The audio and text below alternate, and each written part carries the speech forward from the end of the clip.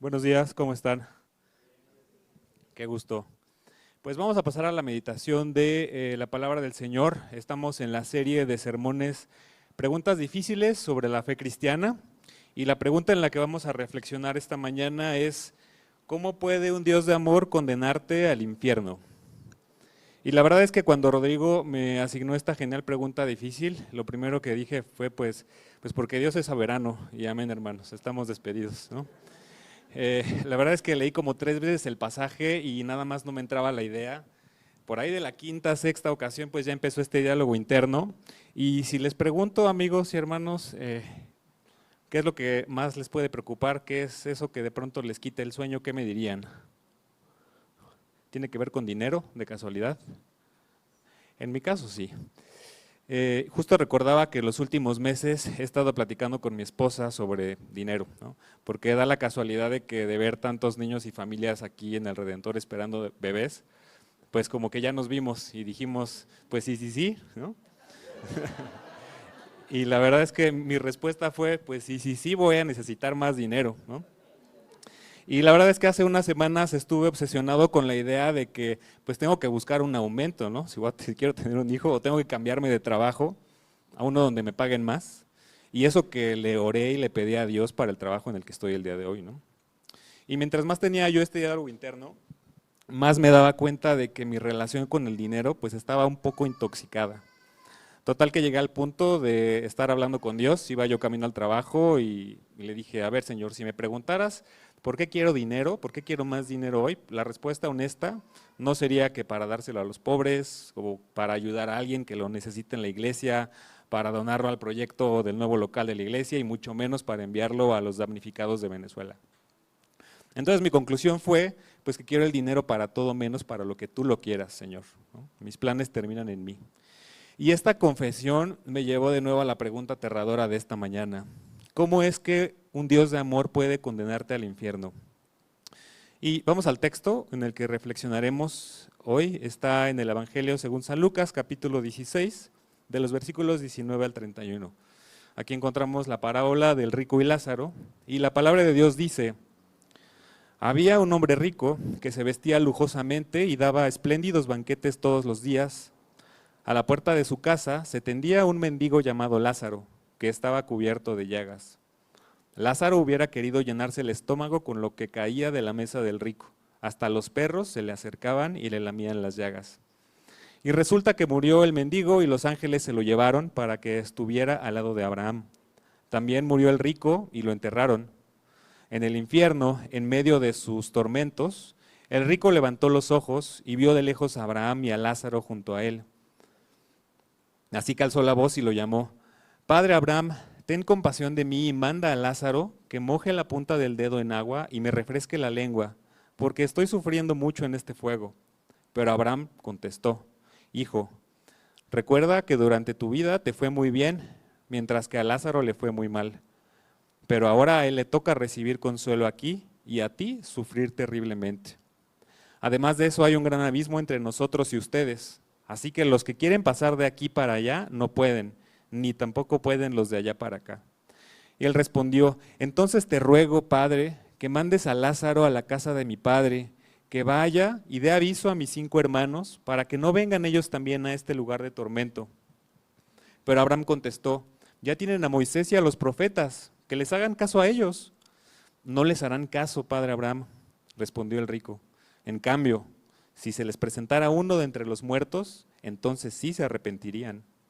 Abraham le dijo, si no hacen caso a Moisés y a los profetas, tampoco se convencerán, aunque alguien se levante de entre los muertos. Y esa es la palabra del Señor. Y de vuelta a la pregunta, ¿cómo puede un Dios de amor condenarte al infierno? Puede condenarte si cumples con estas 3 características que surgen del texto. La primera es viviendo para ti, pero sobre todo viviendo cómodo. La segunda, preparándote para esta vida y no para la eternidad. Y la tercera, despreciando su palabra y exigiendo otra señal.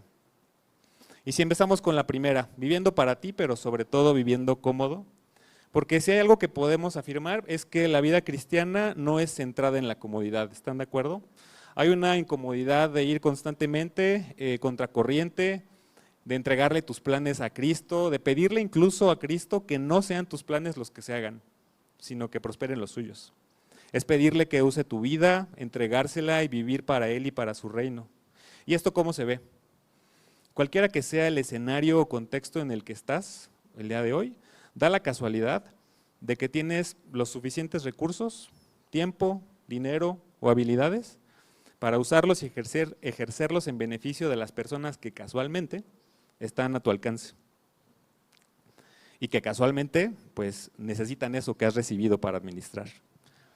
Así que al preguntarte cómo es que este Dios de amor en el que creen los cristianos puede condenarte al infierno, pues la respuesta natural es rechazando esta visión de la vida, contradiciéndola. Es rechazando a Dios y lo que Él quiere para tu vida. Por lo tanto, la condena al infierno empieza por vivir una vida para ti.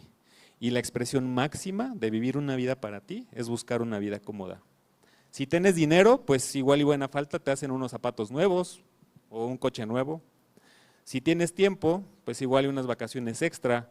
O si es que tu tiempo es más valioso, pues una maestría para inflar tu LinkedIn o tu currículum. Si eres hábil en algo, pues que se note, ¿no? O quizás sería más preciso decir que te noten. Y quiero aclarar algo. La cuestión no es si está mal tener dinero o si está mal tener tiempo de sobra para descansar o invertir en crecimiento profesional. La pregunta que se tiene que hacer y que nos tenemos que hacer esta mañana es, ¿todo esto que recibes termina sirviendo únicamente para ampliar tu comodidad? Cuando Dios aumenta tus recursos, ¿aumenta también tu generosidad o solamente aumenta tu estándar de vida? Si volvemos al texto, en el versículo 19, tengo aquí otra versión, pero dice, había un hombre rico que se vestía con púrpura y lino fino y daba espléndidos banquetes todos los días. Hasta ahí pues no va tan mal, ¿no? Bien por los que recibían invitación a este banquete, si es que alguien era invitado. Y si vamos al 20, dice, a la puerta de su casa se tendía un mendigo llamado Lázaro que estaba cubierto de llagas. Lázaro hubiera querido llenarse el estómago con lo que caía de la mesa del rico. Hasta los perros se acercaban y le lamían las llagas. Y esta imagen es humillante, ¿no, hermanos? Mientras el rico celebra, el único contacto que recibe Lázaro proviene de los perros. Animales que en ese entonces pues eran considerados impuros. Y la descripción es tan detallada, hermanos, es necesaria para que te des cuenta de esto. Así de lejos estaba el rico de Lázaro. A pesar de tenerlo ahí, tirado en su puerta, el rico solo tenía lugar en su corazón para su vida y su comodidad. El pecado del rico definitivamente no fue vestirse de lino una vez ni celebrar una comida. El texto dice que vivía así todos los días, mientras Lázaro estaba muriendo a su puerta. Su comodidad se había convertido en un mundo cerrado. Y la comodidad se vuelve espiritualmente peligrosa, hermanos, cuando nos encierra en nosotros mismos y hace invisible a esa persona que Dios ha puesto frente a nosotros. El pastor Tim Keller respecto de esto dice que nuestro problema no es tener buenas cosas, y tiene razón, sino hacer de ellas nuestro bien supremo. Y ese es justo el problema del rico, que en sus cosas encontró su identidad, su seguridad, su valor. Sus cosas eran realmente lo que daban sentido y estructura a su vida. Y cuando estas cosas llegan a ser tan valiosas para nosotros, encontramos el peligro real, porque es el momento en el que dejamos de verlas como un regalo de Dios y se vuelven un sustituto de Dios, un reemplazo para lo que debería de ser nuestra única fuente de paz, de identidad, de seguridad y esperanza. Y si leemos más adelante, a partir del versículo 22, notamos algo bien interesante. Resulta que murió el mendigo y los ángeles se lo llevaran para que estuviera al lado de Abraham. También murió el rico y lo enterraron. En el infierno, en medio de sus tormentos, el rico levantó los ojos y vio de lejos a Abraham y a Lázaro junto a él. Así que alzó la voz y lo llamó, Padre Abraham, ten compasión de mí y manda a Lázaro que moje la punta del dedo en agua y me refresque la lengua, porque estoy sufriendo mucho. Algo llamativo de esta parábola, hermanos, es que Lázaro es el único personaje central de una parábola que recibe un nombre. Noten que el rico, desde su sufrimiento, levanta los ojos y reconoce a Lázaro junto a Abraham. En el diálogo menciona, manda a Lázaro a que moje la punta del dedo en agua y me refresque la lengua. Entonces eso quiere decir que Lázaro no era un completo desconocido para el rico, ¿están de acuerdo? Y además vemos que ya en el sufrimiento, pues el rico nada más no cede. Si leyeron bien, Sus palabras son evidencia de un corazón donde no existe la misericordia y que sigue viendo a Lázaro no como a un hermano, sino como alguien que está para servirle, alguien que tiene que ir a llevarle una gota de agua para refrescar la lengua. Sigue sin mostrar este arrepentimiento, sigue sin amar a Dios, sigue sin amar al prójimo. Y esto nos deja ver algo fundamental de esta parábola, que el infierno no solo habla de la justicia de Dios, hermanos, también revela la naturaleza de un corazón tan endurecido que nunca quiso verdaderamente recibir a Dios. Porque estamos viendo a un hombre que ya en pleno sufrimiento no está diciendo, Señor, te rechacé, perdóname. Ni siquiera está diciendo, Lázaro, perdóname, ¿no? Te ignoré. Entonces no es que el rico haya terminado en el infierno por falta de misericordia, ¿están de acuerdo? Fue realmente su corazón que no conocía a Dios y no había escuchado verdaderamente su palabra. Y quiero hacer énfasis en esto, escuchar verdaderamente, porque el rico dice, Padre Abraham. Esto quiere decir que el rico era un descendiente de Abraham y que de acuerdo con la tradición judía, pues él había escuchado la palabra de Dios, pero la dureza de su corazón, la comodidad que tanto disfrutaba, lo llevó a encerrarse en su mundo. Para el rico, Lázaro solamente era otro mendigo enfermo más en la calle que era problema de alguien más. Y piensen si no han caído de pronto en esta ceguera alguna ocasión. No sé si recuerdan esta ocasión en la que estuvieron en posibilidades reales de ayudar a alguien que Dios puso frente a ustedes y de casualidad se escucharon decir algo así como, híjole, pues de que puedo, ¿no? Pero voy a perder lo que estaba ahorrando, o híjole, es que ya tengo prisa porque tengo un plan, o ya tengo un compromiso y no puedo dedicarle tiempo a esta persona, o ya tenía unas vacaciones en el plan, ¿no? No me puedo salir de mi plan. Y de pronto algo hacemos, algo pensamos, que nos vamos por la tangente y de pronto desaparece. Se me olvida que había alguien a quien ayudar y pues adiós a incomodidad, ¿no? Y otra vez, bienvenida a la vida. Y vean cómo es que podemos habituarnos tanto al sufrimiento que termina convirtiéndose en una parte del paisaje. Al principio vemos a la persona que está a nuestro lado, a la persona que está frente a nosotros, después vemos solo un obstáculo para nuestros propósitos, para nuestra vida, vemos una incomodidad, una escena que queremos evitar, hasta que finalmente dejamos de verla. A mí me ha pasado que de pronto estoy en la calle caminando al trabajo o incluso esperando y se acerca alguna persona en situación de calle y me está pidiendo dinero o incluso comida. Y es más, la verdad es que yo ni siquiera escucho lo que me dice porque traigo mis audífonos y simplemente ignoro a la persona y sigo con mi vida, ¿no? Y si lo analizo, la realidad es que tenía tiempo, tenía dinero suficiente como para ir a la tienda y comprarle algo a la persona y seguir con mi vida. Pero pues no lo hice.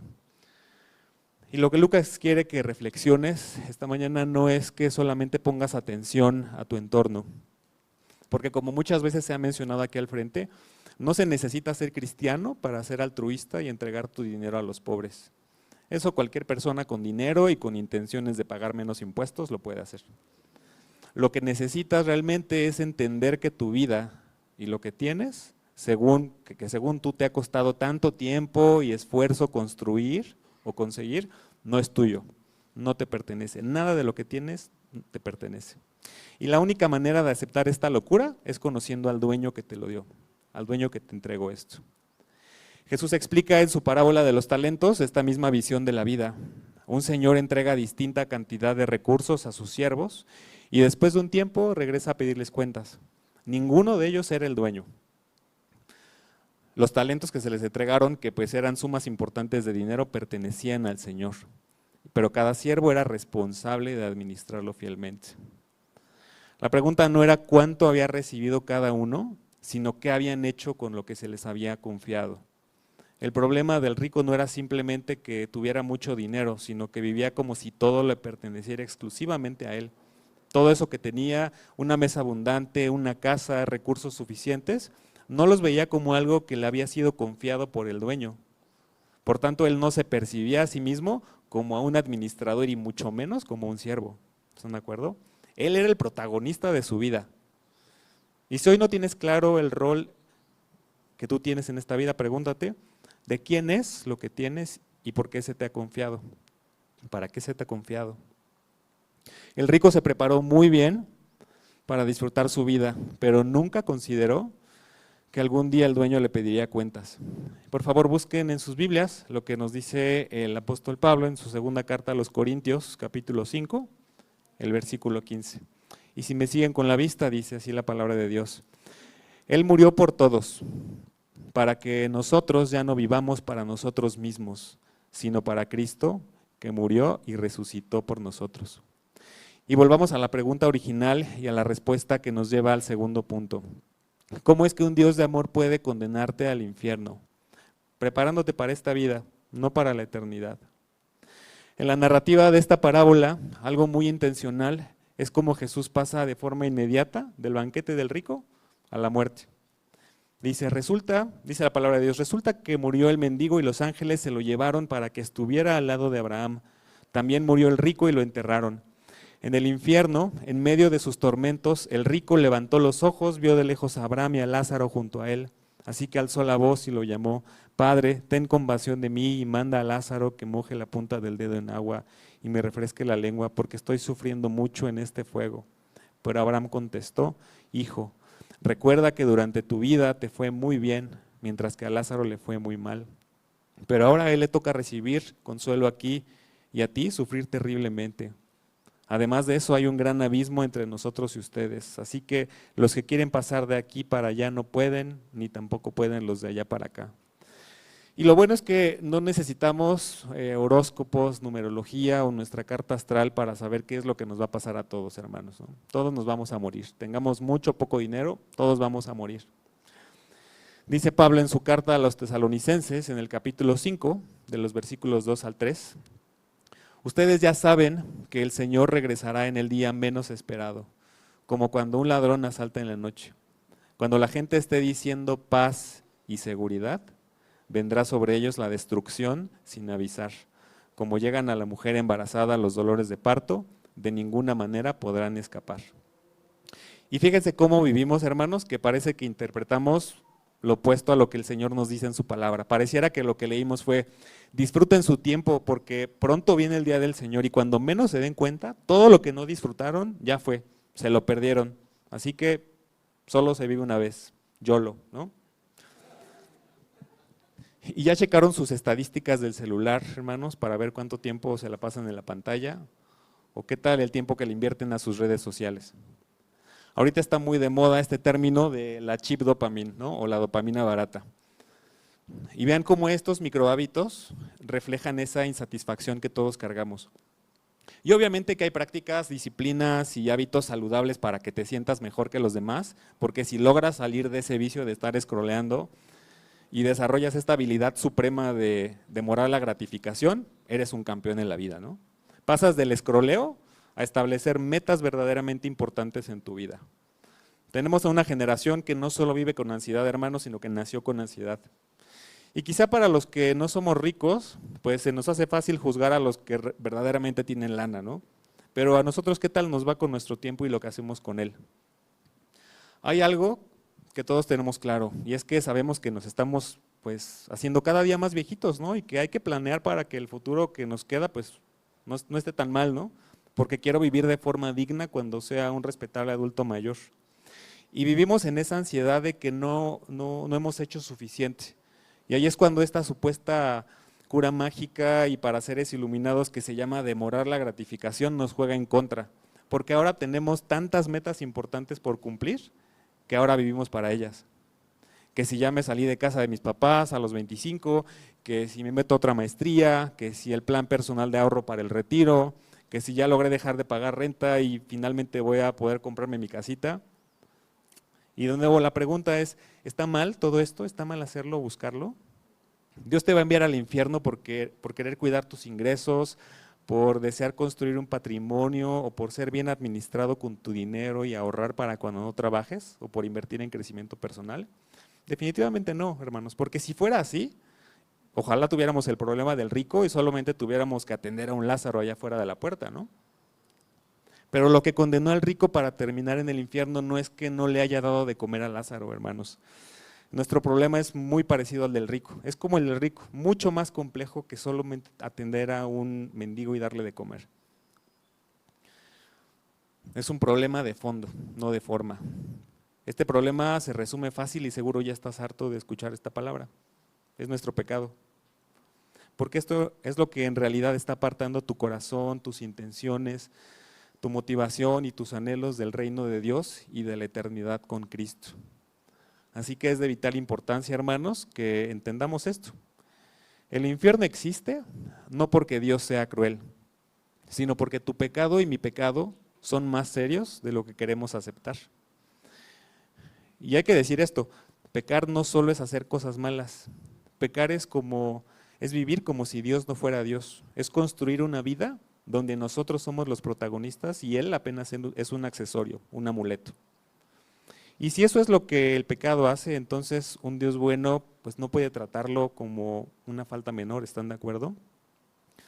En otra parábola, en Lucas 12, 16 al 21 dice, entonces les contó esta parábola.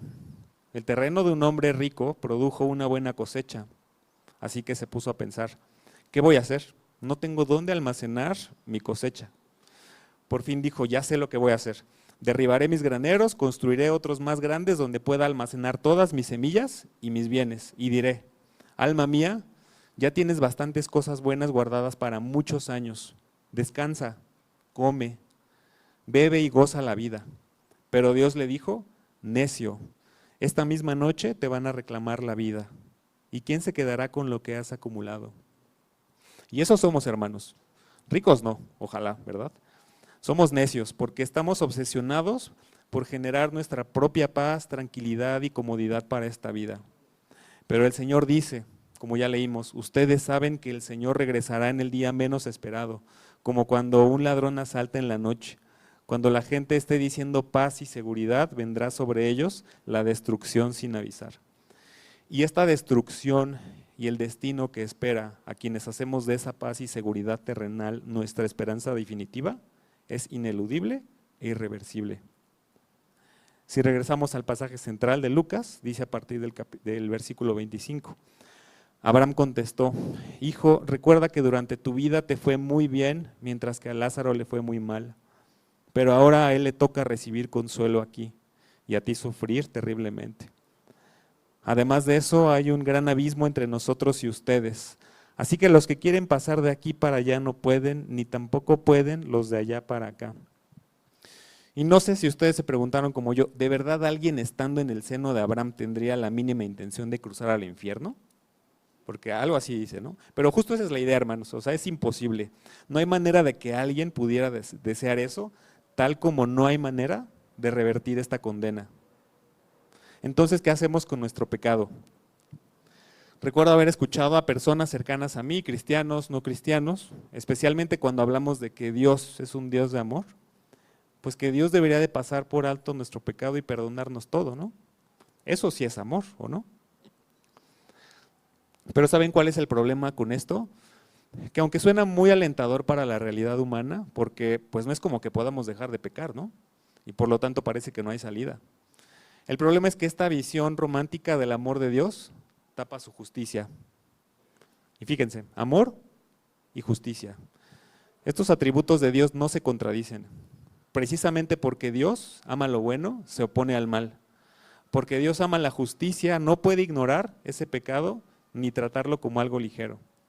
Es por esa justicia, amor y bondad que tiene que haber una respuesta y consecuencia definitiva contra todo aquello que está intoxicando y destruyendo su creación y que rechaza su gobierno sobre todo lo creado. ¿Recuerdan la última vez que se sintieron traicionados, defraudados o decepcionados por su presidente, por el alcalde o la jefa de gobierno de la Ciudad de México, por su mismo jefe en el trabajo? ¿Les ha pasado? Si bien hay pecado en nuestro corazón, hermanos, también siempre existe este anhelo incesante de que haya justicia, de que haya imparcialidad, cero impunidad, ¿no es cierto? De una búsqueda de la verdad. Y solamente Dios es ese rey, ese gobernante, ese líder, ese maestro que tanto anhelas. Y por esa justicia es que el infierno existe. Porque el amor de Dios no es débil, no es sentimental, no es indiferente. Su amor es justo y su amor no puede llamar bueno lo malo. Y aquí es importante señalar algo más para evitar confusión. Jesús no nos está contando esta parábola para que despreciemos esta vida, sino para que dejemos de vivirla como si fuera lo único que existe. El problema del rico no fue simplemente vivirla como pues un rico sin hacer daño a nadie, ¿no? Sino que vivía solo para el aquí. Organizó toda su vida, todo a su alrededor lo utilizó para construir una paz, una seguridad y comodidad que terminarían pues con su muerte. Y aquí está el problema. Nuestro corazón no va a cambiar solamente porque yo o todos los predicadores que van a escuchar en su vida les digan que piensen más en la eternidad, que piensen en la eternidad con Cristo y que busquen las cosas de su reino. No va a cambiar por eso. Y aceptar que existe el infierno y la posibilidad de sufrir sin fin, pues puede sacudirnos, puede ser aterrador, ¿no? Darnos miedo, pero eso tampoco va a transformarnos. Es más fácil que te hagas religioso, que te hagas disciplinado, a que tu corazón cambie. Aunque esta idea de la disciplina de pronto suena aversiva, créanme, es más fácil que seamos disciplinados a que transformemos nuestro corazón, porque el miedo es algo con lo que detestamos vivir. Queremos hacer todo para controlar nuestra vida. Haremos todo lo que esté en nuestras manos para evitar la incomodidad, el miedo, por evadir este miedo y salir de esa zona. Y el problema de esto es que sigue estando centrado en nosotros, sigue dependiendo de nosotros. ¿Y sabes qué va a pasar? Que vas a fallar, porque no puedes ser disciplinado por siempre, no puedes dejar de pecar, no puedes ser coherente toda tu vida. Lo único que realmente puede arrancarnos de una vida centrada en nosotros mismos es entender que existe un amor mucho más grande que el amor que tenemos por nuestra comodidad. Y para entender esto tenemos que empezar a mirar a Cristo. Porque el problema del rico no era solamente prioridades, era su corazón. Y por eso es que la solución no puede ser solamente una advertencia sobre nuestro merecido destino, tiene que ser la gracia, lo que nos lleva a nuestro tercer punto. ¿Cómo un Dios de amor puede condenarte al infierno? Despreciando su palabra y exigiendo otra señal. El desenlace de esta parábola dice: Él respondió, entonces te ruego, Padre, que mandes a Lázaro a la casa de mi padre, que vaya y dé aviso a mis 5 hermanos para que no vengan ellos también a este lugar de tormento. Pero Abraham contestó, ya tienen a Moisés y a los profetas, que les hagan caso a ellos. No les harán caso, Padre Abraham, respondió el rico. En cambio, si se les presentara uno de entre los muertos, entonces sí se arrepentirían. Y Abraham le dijo, si no hacen caso a Moisés y a los profetas, tampoco se convencerán, aunque alguien se levante de entre los muertos. El rico lo que está buscando es más evidencias para que sus hermanos no acaben en el mismo lugar que él. Pero Abraham le dice, ya tienen a Moisés, ya tienen a los profetas, es decir, ya tienen la palabra de Dios. El problema no es que haya una falta de evidencia o señales espectaculares para que noten algo. El problema es que no quieren escuchar. Y esa dureza de su corazón es la que no los deja escuchar. Y eso sigue siendo verdad hoy. Muchas veces pensamos, si Dios hiciera algo más claro, entonces pues sí creería, ¿no? Si me respondiera de esta u otra manera, si me mostrara esto y si me diera esta señal, lo haría. Pero Jesús nos dice que el verdadero problema no es la falta de señales, sino la falta de disposición para escuchar a Dios, para escuchar su palabra. Si hacemos el checklist y me preguntas, yo vivo para mí y para mi comodidad. Planeo con desesperación mi vida y la eternidad con Cristo no es algo que esté anhelando todos los días. Y ni me preguntes si leo mi Biblia todos los días o si vivo esperando otras señales de paz y esperanza. Tenemos que empezar reconociendo que nuestro corazón es como el del rico. Y entendamos esto, una vez más. El rico no fue condenado al infierno por vestir lujosamente o por ofrecer banquetes ostentosos todos los días y no ser misericordioso con Lázaro. Su indiferencia hacia Lázaro evidenciaba un corazón que no conocía a Dios, alguien que utilizaba su vida como su propietario y no como un siervo fiel y administrador.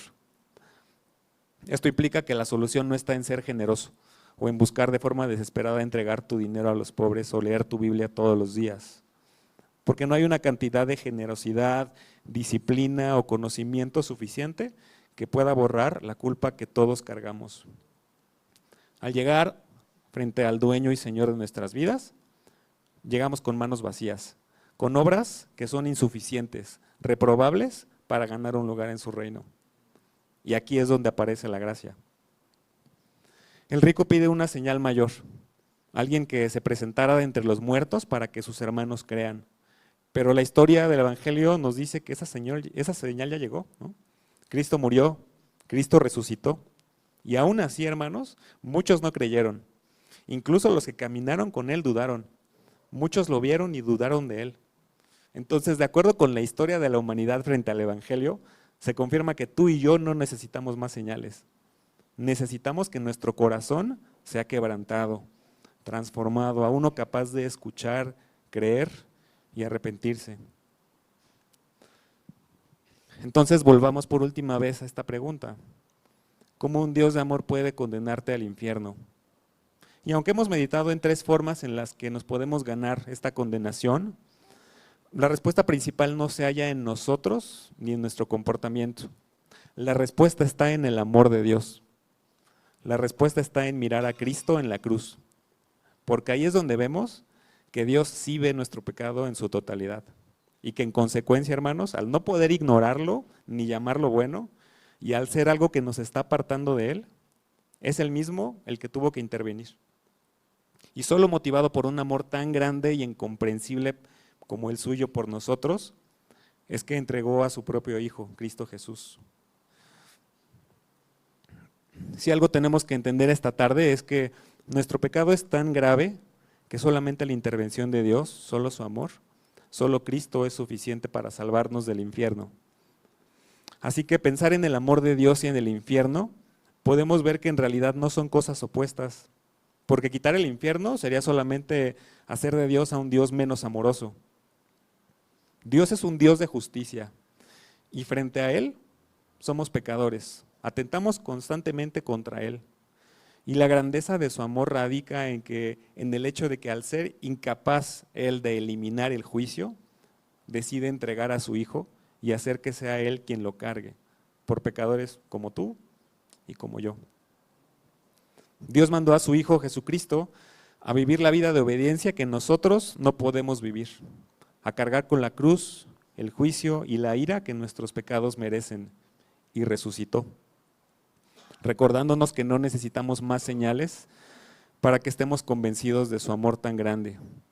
Y es precisamente por eso que Cristo hizo por nosotros, que ya no tenemos que vivir como el rico, porque como nos dijo Chava en su sermón de hace 8 días, Dios nos hace libres para amar a quien sea. Dios, que siendo rico se hizo pobre por amor a nosotros, nos enseñó a vivir de una forma opuesta a lo que el mundo está normalizando. Él nos muestra que solo existe un dueño absoluto de nuestras vidas, de nuestro dinero, de nuestro tiempo, de nuestras habilidades. Él abre nuestros ojos y quita esas barreras que nos impiden amar. Y es solamente en Él que somos capaces de salir de esta comodidad y de ver al Lázaro que Dios está poniendo a nuestra puerta. Dios te ama a ti y a mí, a pesar de cómo eres, a pesar de cómo somos, a pesar de que constantemente estamos pecando contra Él y de que somos incapaces de dejar de pecar. Reconoce esto, acéptalo, porque Dios te conoce desde antes de que llegaras al mundo. Dios conoce tu pecado y frente a Él no hay manera que te puedas esconder. Cuando lo aceptes, recuerda esto: este Dios que es justo, reprueba tu pecado y el mío, porque Él es santo y justo, pero también es un Dios de amor. Y es gracias a Él y su amor, no a tu disciplina, no a tu religiosidad, no a tu buena conducta, sino al sacrificio que hizo por restituir nuestra relación con Él, que somos salvos. Y es en gratitud a este sacrificio y a ese amor tan grande que podemos vivir como mayordomos de su reino hoy, en esta vida. No para ganar nuestro lugar en su reino, sino porque ya hemos sido aceptados en Él por la gracia de Jesús. Amén, hermanos.